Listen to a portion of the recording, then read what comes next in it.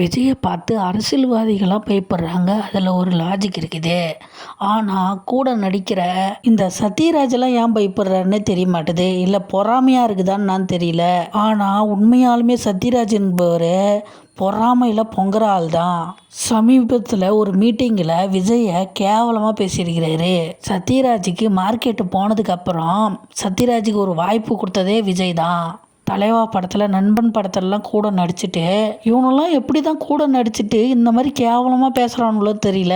இந்த பிரகாஷ் ராஜும் அப்படி தான், இந்த சத்யராஜும் இப்படி தான். அப்போது கூட நடிக்கும்போது எவ்வளோ வன்மத்தோடு இருந்திருப்பானோ இவனுலாம். உங்கள் மேலெலாம் எங்களுக்கு மரியாதை இருக்குது, அந்த மரியாதையை நீங்கள் காப்பாற்றிக்க மாட்டீங்க. விஜய் இப்போ தான் அரசியலுக்கு வந்துக்கிறாரு.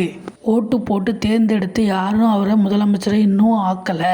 எல்லாரும் ஓட்டு போட்டு அவரை முதலமைச்சர் ஆக்கிட்டாக்கா அவர் ஒன்றுமே பண்ணலைன்னா அப்போ பேசுங்க. அதை விட்டுட்டு வன்மத்தில் இப்படி கேவலமாக பேசின்னு சுற்றி நிற்காதீங்க. கூட நடித்த கூட இருந்த நீங்களே இப்படி கேவலமாக பேசினாக்கா மற்றவங்களாம் எப்படி பேசுவாங்க? இந்த வீடியோ உங்களுக்கு பிடிச்சிருந்தா அந்த வீடியோவை லைக் பண்ணுங்கள், ஷேர் பண்ணுங்கள். தயவு செஞ்சு இந்த வீடியோவை சப்ஸ்கிரைப் பண்ணுங்கள்.